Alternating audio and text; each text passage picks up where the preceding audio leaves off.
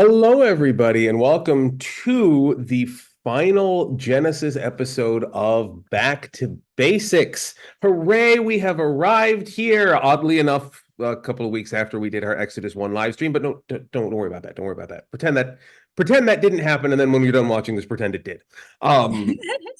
Today, I still am Pastor Don, despite all efforts to the contrary, and I am joined by the magnificent, the elder and heir apparent, Courtney Fraley. Hello. So today, what we are going to do is something that borders on the insane, but is in keeping with how we do things. We are on episode 69. Nice. Nice.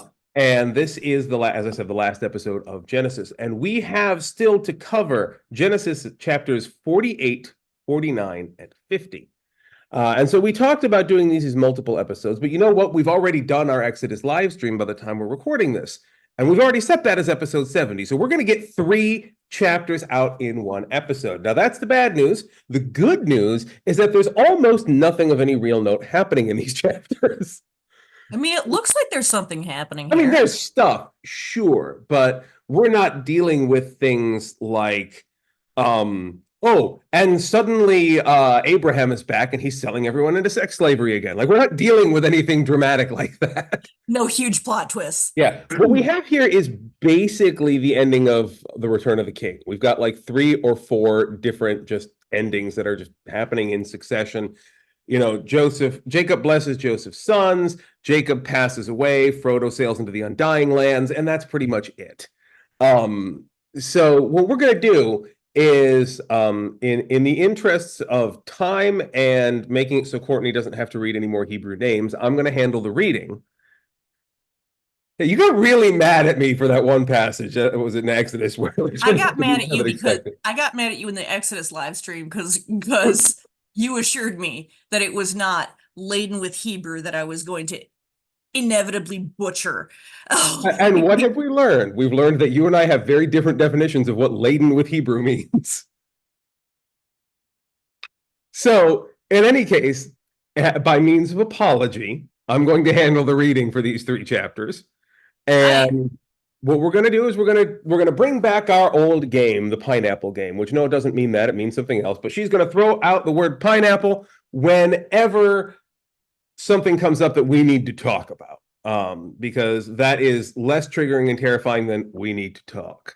You know, as someone who grew up as a cishet man, let me tell you, that is a terrifying phrase to hear at any point in your life. So we're going to stick with pineapple because it's fun, it's fruity, and it's oddly descriptive of our community because it's spiky on the outside and cute and adorable and fruity on the inside. So let's take a look at Genesis chapter 48. Are you ready?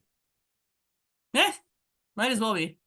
Now, I'm for those of you watching at home, I'm going to be looking a little weird because I'm multi-monitoring, so I've got this off to the side. So I promise I'm not distracted. I'm just reading the Bible, which oddly enough is an excuse that I have used several times in multiple contexts. Let's begin. Genesis chapter 48. Jacob blesses Joseph's sons.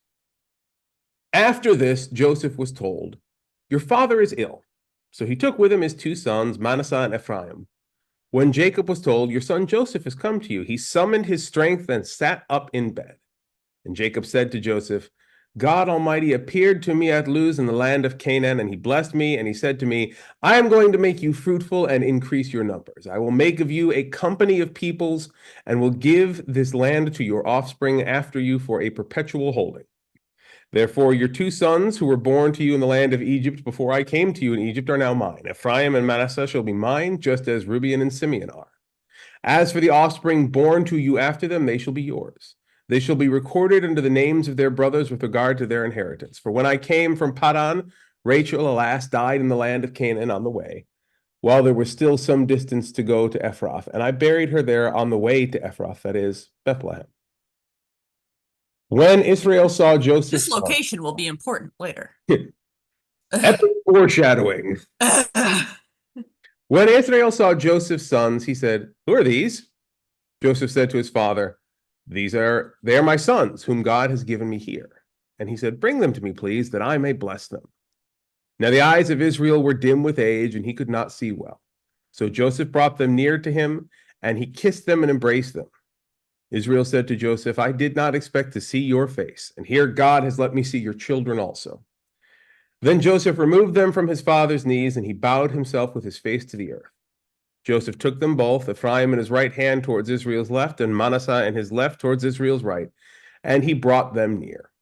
But Israel stretched out his right hand and laid it on the head of Ephraim, who was the younger, and his left on the head of Manasseh, crossing his hands, for Manasseh was the firstborn. He blessed Joseph and said, the God before whom my ancestors Abraham and Isaac walked, the God who has been my shepherd all my life to this day, the angel who has redeemed me from all harm.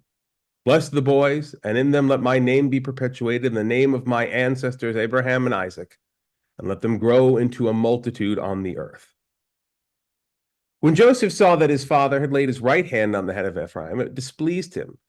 So he took his father's hand to remove it from Ephraim's head to Manasseh's head. Joseph said to his father, not so, my father, since this is the one who is firstborn. Put your right hand on his head. But his father refused and said, I know, my son, I know. He also shall become a people, and he also shall be great. Nevertheless, his younger brother shall be greater than he, and his offspring shall become a multitude of nations. So he blessed them, saying, that day, saying, by you Israel will invoke blessings, saying, God make you like Ephraim and like Manasseh. So he put Ephraim ahead of Manasseh. Then Israel said to Joseph, I am about to die, but God will be with you and will bring you again to the land of your ancestors. I now give to you one portion more than to your brothers, the portion that I took from the hand of the Amorites with my sword and with my bow. That's the end of chapter 48. Now, I'm going to pineapple myself here since we haven't tripped over anything super major yet. I mean, it's all pretty self-explanatory. Like, I don't have questions. I'm scratching for questions. I do want to draw attention to one thing, though, because there is a thematic conclusion that's happening here with what exactly Jacob is doing. And let's track ourselves back half a dozen, or actually probably closer to a dozen episodes more, to the story of Jacob and Esau, the second born who usurped the firstborn's birthright. Oh, this entire book has been no, this brother, no, this brother, no, Well, this brother, over and over. But look at what's happening here narratively. What happened with Jacob and Esau was a violation. Jacob took what did not belong to him. But in his old age, like, they're repeating the themes. The eyes of Israel were dim with age, and he could not see well. Like, let's be honest, blindness doesn't come to every old man, but it does sure seem to run in this family. So he's finding himself in the same position his father Isaac was in all these years ago. And you almost expect when he does this that it's going to be a mistake, or that the brothers are going to go, yeah, I got the fucking thing, yeah. And he stops it, he goes, no, I actually see enough to know what's going on. This is deliberate. He's taking what he's learned and he is applying it, which, like, for all the bad things I've had to say about our patriarchs right here, this is the shit that keeps us going. At the last moment, Israel, Jacob, he's here and he says, no, this actually worked. Like, I did it the wrong way. So now we're going to do it the right way. Jacob realized by his own selfishness that he had done the right thing the wrong way. And now he's being deliberate about doing the right thing the right way. He's turning things on their table, and he's using the power that he has to do it intentionally and deliberately, rather than using his cunning to do it under the table. That is a really important turn in the narrative story. Will it keep? Stay tuned to our upcoming episodes on Exodus to find out. But it's nice to see somebody have a quality character arc in this. Like, people are doing good things for God, but there's surprisingly little character growth from some of these guys. Right. And this is something that I think is really important, because look at it in the broader sequence. Abraham not only did not have character growth, the dude kept repeating his same dumbass mistakes. Isaac comes along, and his character growth is how creatively is he going to repeat his father's mistakes. Yeah. Jacob comes along, and the first thing he does is another big-ass theological and ethical mistake, and we're all limbering up thinking, okay, here we go on this ride again. I'm kind of getting sick of this one. Can we ride a different coaster? But then Jacob breaks the cycle, at least somewhat. Like, pieces of this cycle are continuing, like the way he treated Joseph, the way he treated his other sons. Like, that's creating a whole separate bit of generational trauma. But he latched onto the one he had, and he broke it in the end. He got there eventually.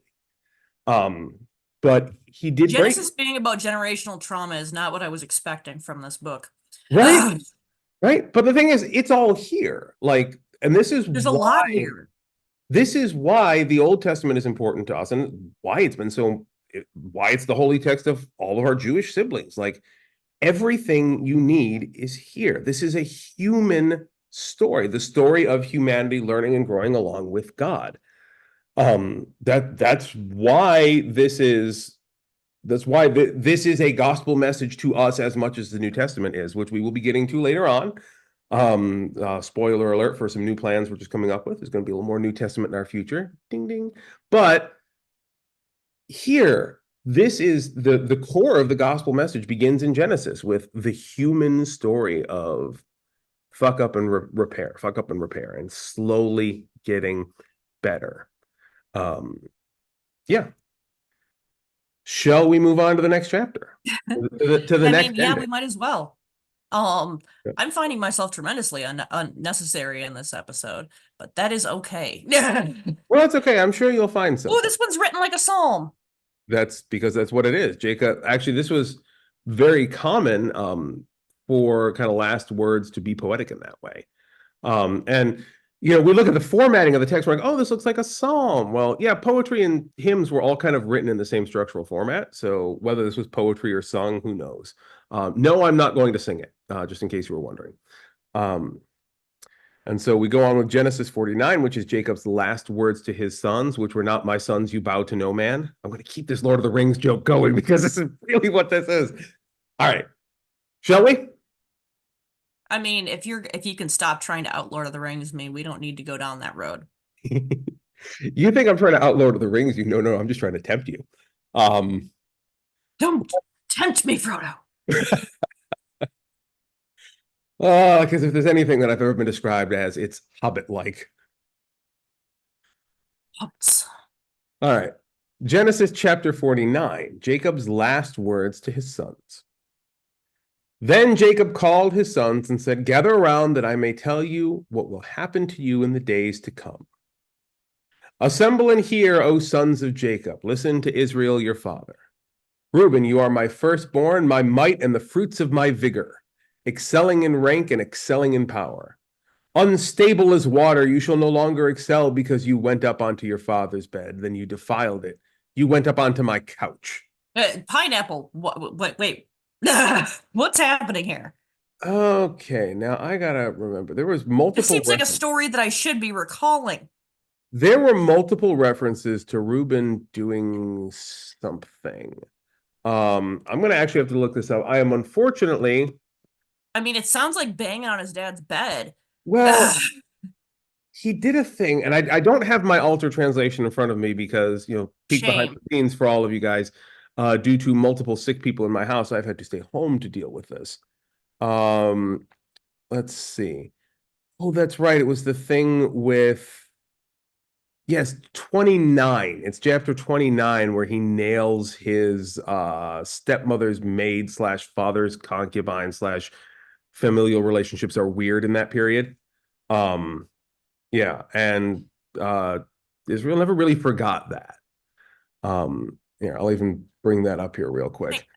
Something else I noticed. I think I had forgotten that Reuben was the firstborn. Yeah, right? Why does he just cave to the rest of the brothers? Like when it comes to shipping off Joseph. Isn't he the lone dissenter who's I don't know about this, guys. Oh, geez. Yeah, I'm trying to find exactly where it is. Oh, it's Genesis 35, not 29, my bad.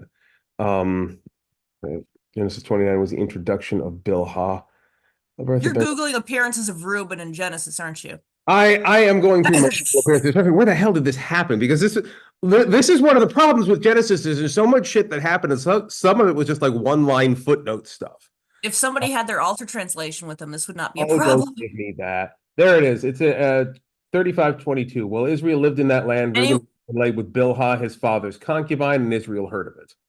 Like it's literally just a throwaway line in the middle of a bunch of other stuff. I wanted to double check because look, I'm forgetful as anybody too. I'm like, is there like a whole passage on him nailing his father's servant or something that I just like don't forget? It seems like the sort of thing we might have done a whole episode about. Did I But it miss was a something? throwaway line. Yeah. Yeah, but no, like a lot of things that turn out to be important later, it's just a throwaway line.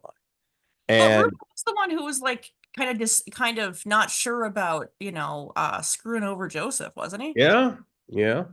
And this is The like firstborn got overruled by all his younger brothers. themes coming back again and again. Um, like the firstborn not living up to what it means to be a firstborn, while all the other ones seize the power and do terrible things with it, and the one who actually had the righteousness to live into the title of the firstborn is the one who's the youngest. Like, I pray to God my sister never actually listens to this video because she hears that the Bible is all about the youngest child. I'm never going to hear the end of it. So, yeah, that's pretty much all that was. So, yeah. So, Reuben, my firstborn, yada, yada, you defiled your father's bed. You went up on my couch. Fuck you. You get nothing. Like, this is Fuck your literally the couch. welcome at me. You get nothing. You lose. Good day, Reuben. Yeah, I ground my boots into his couch. Yeah, pretty much. I'm pretty sure there's a doesn't matter had sex meme that we could ascribe to Reuben in this moment, but going on. From All verse right, let's 5. pick back up at verse 5. Yeah. Simeon and Levi are brothers. Weapons of violence are their swords. May I never come into their council. May I not be joined to their company. For in their anger they killed men, and at their whim they hamstrung oxen. Cursed be their anger, for it is fierce, and their wrath, for it is cruel. I will divide them in Jacob and scatter them in Israel. Divide them in Jacob, meaning what? Okay, first off, poetic language here, Jacob and Israel are in fact the same person. Yeah. So I knew they could both be used to refer to the person. I didn't know they could both be used to refer to the nation. it's rare, but it happens. Like this is the point at which that concept is transitioning. So Israel does dead name himself pretty often, but he'll get the hang of it, or at least the rest of us will. So that's basically what this is he's being poetic by using both of his names and kind of establishing, by the way, the linguistic transition from Jacob/Israel as person to Jacob/Israel as nation. Yeah. So that's really all that's happening here. And, this, of course, lays groundwork for what will eventually become the tribe of the Levites, who are that's the priest tribe. They have no land and no holdings. We're moving on again from verse 8. Judah, your brothers shall praise you, your hand shall be on the neck of your enemies, and your father's sons shall bow down to you. Judah is a lion's whelp. From the prey, my son, you have gone up. He crouches down, he stretches out like a lion. Like a lioness, who dares rouse him up? The scepter shall not depart from Judah, nor the ruler's staff from between his feet, until tribute comes to him, and the obedience of the peoples is his. Binding his foal to the vine and his donkey's coat to the choice vine, he washes his garments in wine and his robes in the blood of grapes. His eyes are darker than wine and his teeth whiter than milk. You want to pineapple that? Huh? You want to pineapple that one? I mean, I think we have a favorite. Yeah, I mean, Judah. Oh, you're the hot one. But also it's again the natural leader as well. Yeah, and it's worth noting that Judah is from whence we get the line of kings. Like the line of David comes out of the line of Judah, leads I was to smiling Judah. while we listened to this. I'm like, oh, okay. I mean, if you've spent any time in church, you've heard Judah, the name as being important throughout the entire book, not Genesis, like the Bible, start to finish. Judah keeps coming up. One of the many dramatic names given to Jesus is the Lion of Judah. And look at what's happening here. All the description of Judah as a lion. So, like, we are establishing here the roots of thematic connections that will be carried forward in the New Testament. Yeah. All right. Zebulun shall settle at the shore of the sea. He shall be a haven for ships, and his border shall be at Sidon. Oh, yeah, that's where you go to the Undying Lands. Yeah, exactly. I mean, so we're going to come back to that. Issachar is a strong donkey lying down between the sheepfolds. He saw that a resting place was good and that the land was pleasant, so he bowed his shoulder to the burden and became a slave at forced labor. Okay, well, I guess we found our worker tribe. Sometimes happily, sometimes not. Dan shall judge his people as one of the tribes of Israel. Okay, well, now we know where the judges are coming from. Dan shall be a snake by the roadside, a viper along the path that bites at the horse's heels so that its rider falls backwards. Okay, Israel, we get it. You don't like judges. Okay, from verse 18. I wait for your salvation, O Lord. Gad shall be raided by raiders, but he shall raid at their heels. Asher's food shall be rich, and he shall provide royal delicacies. Naphtali is a doe let loose that bears lovely fawns. Joseph is a fruitful bow by a spring. His branches run over the wall. The archers fiercely attacked him. They shot at him and pressed him hard, yet his bow remained taut and his arms made agile. By the hands of the mighty one of Jacob, by the name of the shepherd, the rock of Israel, by the God of your father, who will help you, by the Almighty, who will bless you with blessings of heaven above, blessings of the deep that lies beneath, blessing of the breasts and of the womb. Now, there's some good blessings. The blessings of the, hang on, pineapple, blessings of the deep that lies beneath? Yeah. Meaning? He gave him a Leviathan. No, I don't know. No, that's what I'm saying. I'm like, did we slip into sci-fi?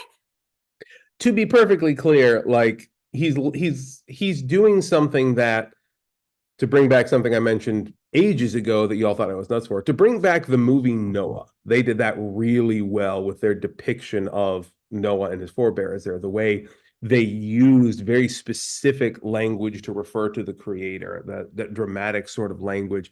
Blessings of the Deep is something that echoes the creation story in the way it's put together. And it pairs with the heavens above and the deep beneath. Like, this is literally an entrustment of all of the things to Joseph. The youngest, the most abused, and the one who rose like a phoenix from the ashes. Like, you get all the things. And that's really a way of putting that. If you want to take it more literally, hey, one of your brothers was a fisherman, so he's got all the water shit. You have lord over him for that. So yeah, you have fish. Squeak squeak. Dolphins too, maybe.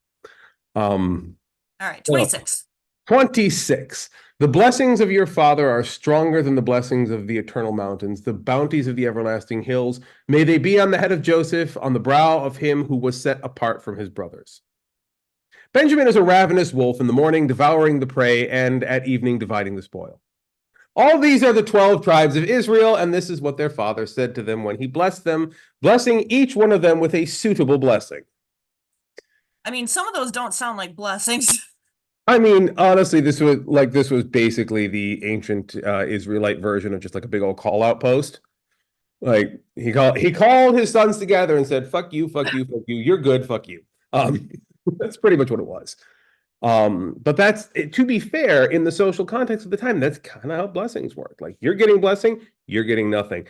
Your blessing is that you're gonna fuck over that guy. Like, it was very much a zero-sum sort of game in that way. So, finishing up the chapter, Jacob's death and burial. Then he charged them, saying to them, I am about to be gathered to my people. Bury me with my ancestors in the cave in the field of Ephron the Hittite, in the cave in the field at Machpelah near Mamre, in the land of Canaan, in the field that Abraham bought from Ephron the Hittite as a burial site.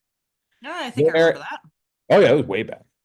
There Abraham and his wife Sarah were buried. There Isaac and his wife Rebekah were buried. There I buried Leah. The field and the cave that is in it were purchased from the Hittites. When Jacob ended his charge to his son, he drew up his feet into the bed, breathed his last, and was gathered to his people.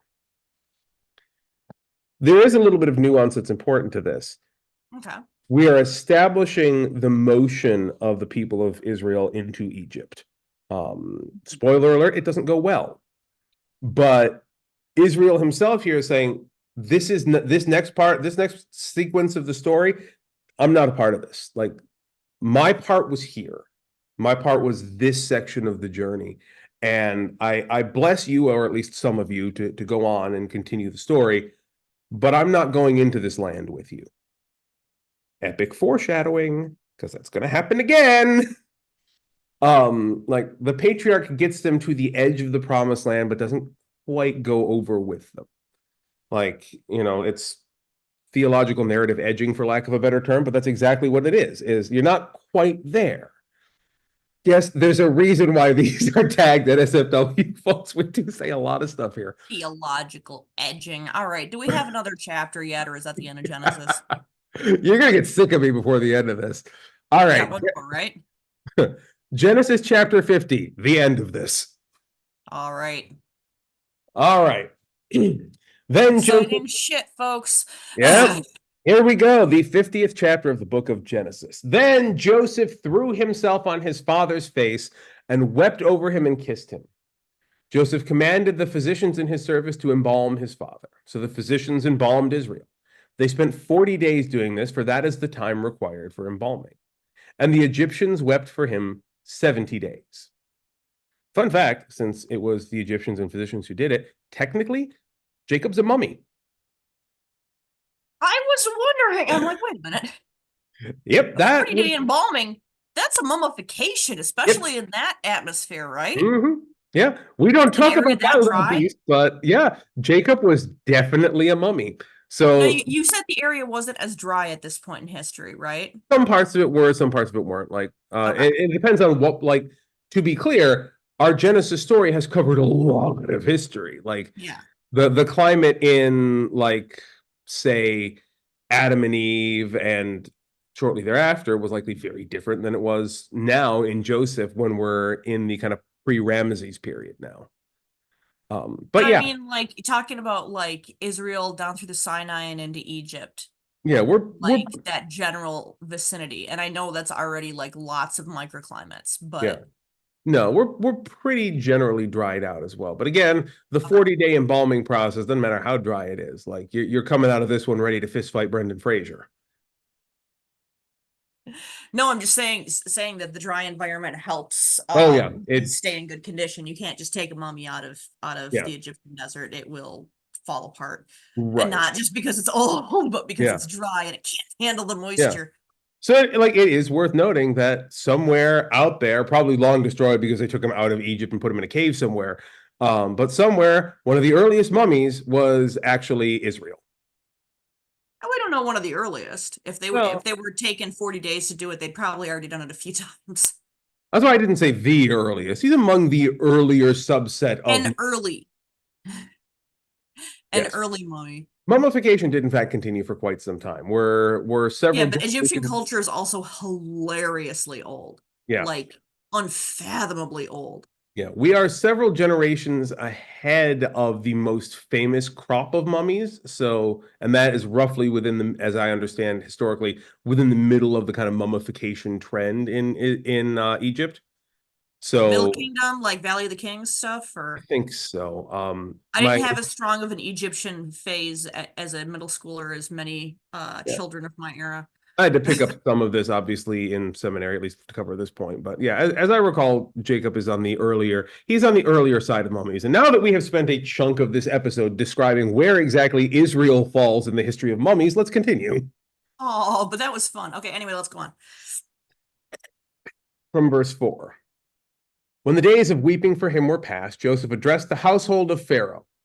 If now I have found favor with you, please speak to Pharaoh as follows. My father made me swear an oath, he said. I am about to die. In the tomb that I hewed out for myself in the land of Canaan, there you shall bury me. Now therefore let me go up so that I might bury my father, then I will return. Pharaoh answered, Go up and bury your father, as he made you swear to do. What a nice boyfriend. So Joseph went up to bury his father. With him went all the servants of Pharaoh, the elders of his household, and all the elders of the land of Egypt. Very nice boyfriend. They were just as well as all the household of Joseph, his brothers, and his father's household. Only their children, their flocks, and their herds were left in the land of Goshen. Both chariots and charioteers went up with him. It was a very great company. When they came to the threshing floor of Atad, which is beyond the Jordan, they held there a very great and sorrowful lamentation, and he observed a time of mourning for his father for 7 days. When the Canaanite inhabitants of the land saw the mourning on the threshing floor of Atad, they said, This is a grievous mourning on the part of the Egyptians. Therefore, that place was named Abel Mizraim. It is beyond the Jordan. Thus his sons did for him as he had instructed them. They carried him to the land of Canaan and buried him in the cave of the field at Machpelah, the field near Mamre, which Abraham bought as a burial site from Ephraim the Hittite. After he had buried his father, Joseph returned to Egypt with his brothers and all who had gone up with him to bury his father. I'll pause for just a moment to make note of this.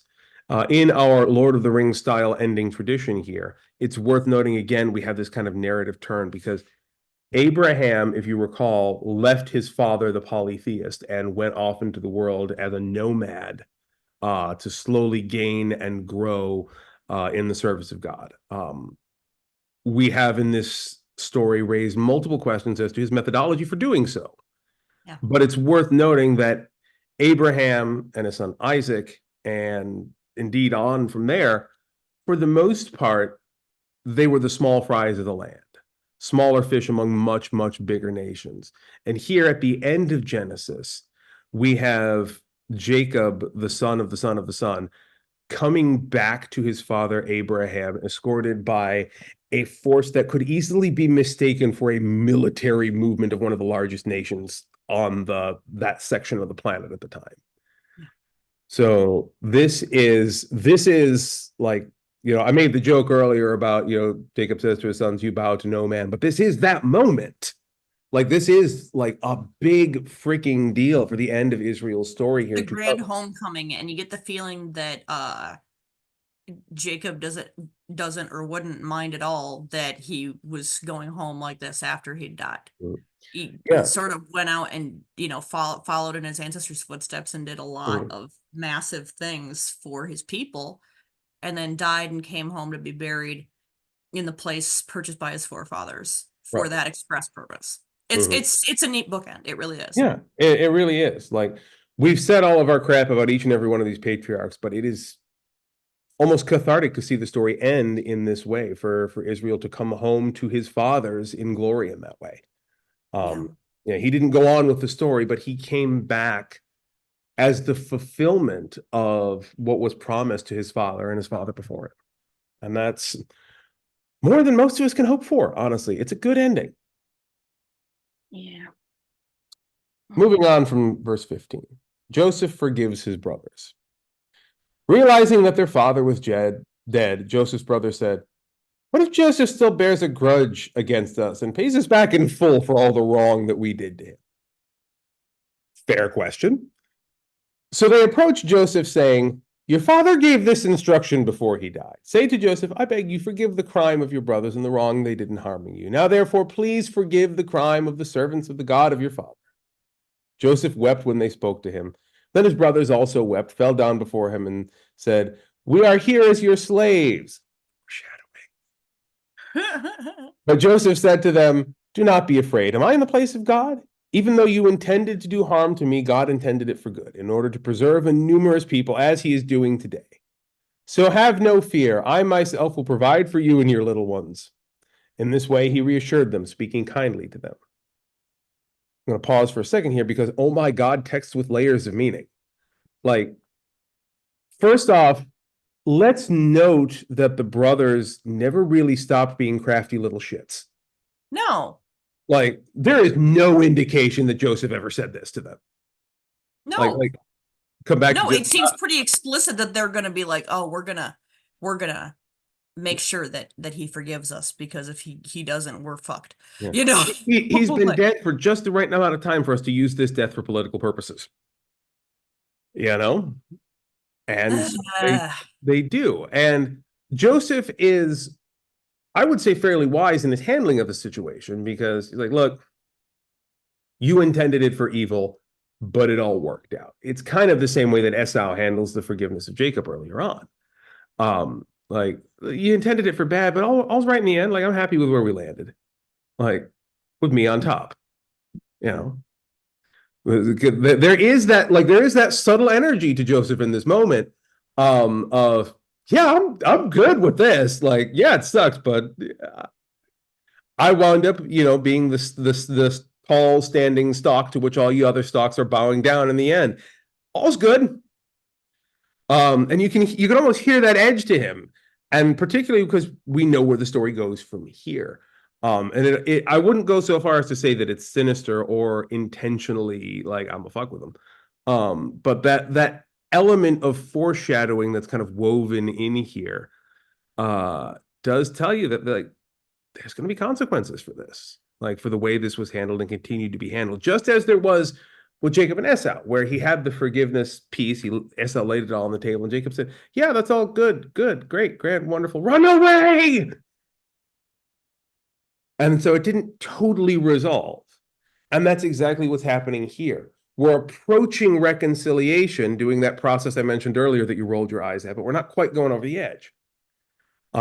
It's almost resolved, but there's just enough here for us to say, oh, it's a minor resolution. It's just enough foreshadowing to say, oh, but not quite. I feel like human problems are very rarely completely resolved. Like they're made a lot better. There's the lesson. I mean, that is, to make a terrible joke, the rub. Like it never totally resolves. Like we make it better, but we don't make it fixed.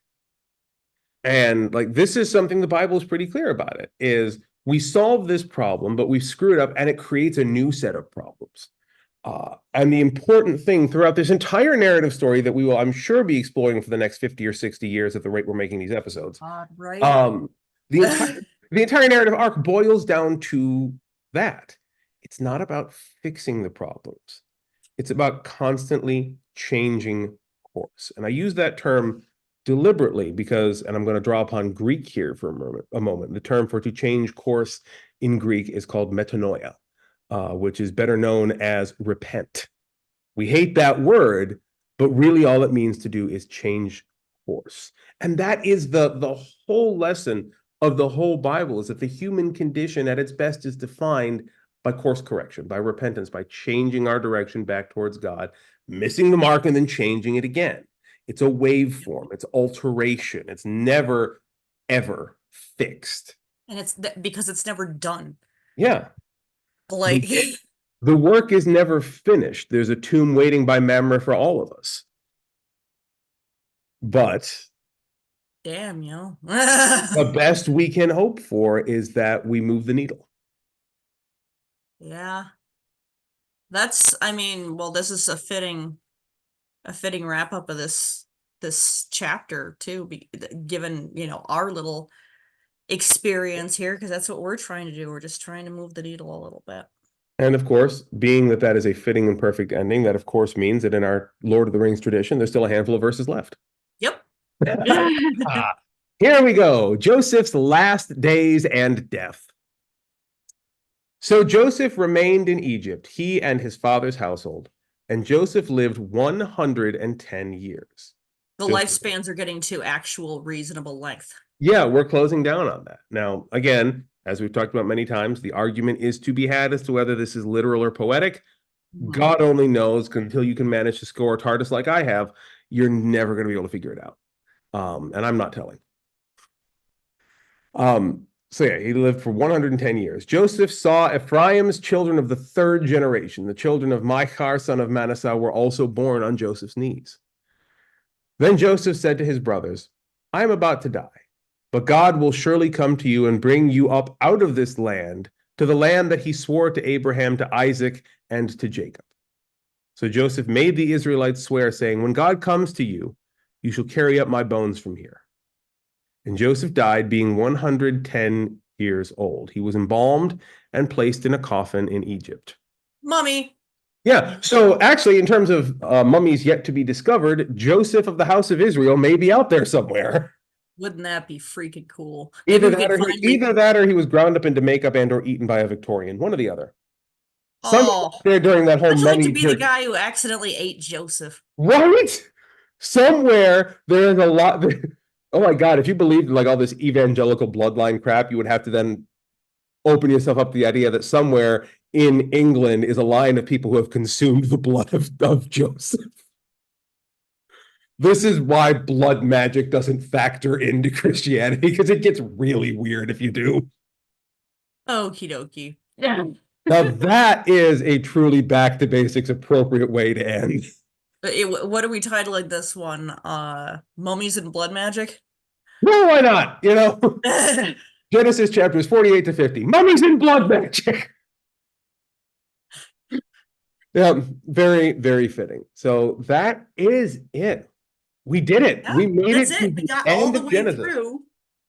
Yep, sure Yep. enough, it forwards us along to Exodus. Yeah, and those of you who are avid followers of our program have probably already caught the Exodus live stream, but if you haven't, that is on our Watch. YouTube channel. Go watch it. It was a whole heck of a lot of fun. It was fun. We had Steve on there. We had Micah from the Llama Pack and the Word in Black and Red. We had a couple of different people on there. It was great. It was honestly great, and nobody got killed, and we all got out of it alive, which doesn't always happen with these podcasts. Yeah. Sometimes I am slain by my dear friends. Haha, I am making a Gen Z joke and failing at it like a good elder millennial. Anyway. So it looks like Give can't actually kill. You're aware of that. Not for lack of trying. So that's it. Listen, you've set up certain expectations for me. I've got to try and deliver. Indeed. So we have reached the end. For the fan that I assume we. Yeah, the fan, singular fan that we probably have somewhere. So I guess this might as well be our weekly spiel where we say, if you like the show, please find someone else who might like the show and get them to watch the show or listen to it. You can even make a drinking game out of it. Every time Pastor Don says something utterly ridiculous, take a shot and see how quickly it takes for you to die of alcohol poisoning. You're trying to send people to heaven via the direct route. Yeah, no. I'm very efficient at my job.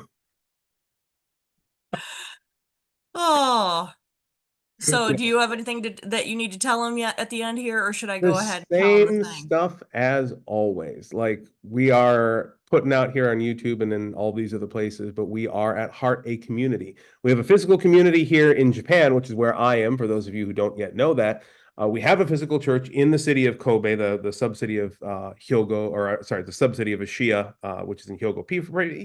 If you know Japan, you know where it's at. You can find all that information on our website. So if you are listening and are in Japan and want to come visit, please come visit. I like to see people. I am social, and this whole internet thing does not help with that. But if you are social and are not in Japan, our community formed as a Discord server first. Like we are a group that comes together online for fellowship, for conversation, for regular Bible studies when I'm not completely passed out from exhaustion or what have you. We have Japanese classes that happen on our server. And over the next 6 to 8 months, this is going to be expanding. We're going to be doing more stuff. These programs are going to be increasing because we are becoming a full-fledged congregational plant now. We are official in that way. So this is an exciting time for us. More stuff is starting to happen. We're becoming able to do more stuff, and we want you to come join us for the doing of the stuff. So website, links to all the relevant stuff is below. If you have questions about any of that stuff, you want to know more, guess what? My email is plastered friggin' everywhere. You can find it either there or at the website, and you can just send me an email and say, yo, Pastor Don, you're a weirdo, but also am I. Please tell me how to do the thing. And I will respond with instructions, funnily enough, about how to do the thing. But if nothing else, say, what's a prayer? Yeah. What's a prayer? The point of a prayer is when you put your hands together and say, "Dear God, fucking why?" That's pretty much lamentation, right? Lamentation is a type of prayer, and it's a lost art in our society, and we really need to be recovering with the way things are going. But of course, if none of the rest of that is something you're ready for yet, there is still that one thing you can do, that one tiny little collection of things that just makes our hearts sing. 3 things, dear Courtney. Like, share, and subscribe, please. Pretty please. Yes, honestly, believe it or not, that helps us. The more eyes we get in front of these things, the better life is for all of us. So if you have the opportunity to do that, it would mean the world to us. But most importantly, what means the best to us is that you have yourself a wonderful week, and that you know that we are thinking about you always, and that God is with you wherever you may go. See you in Exodus. Take care, y'all.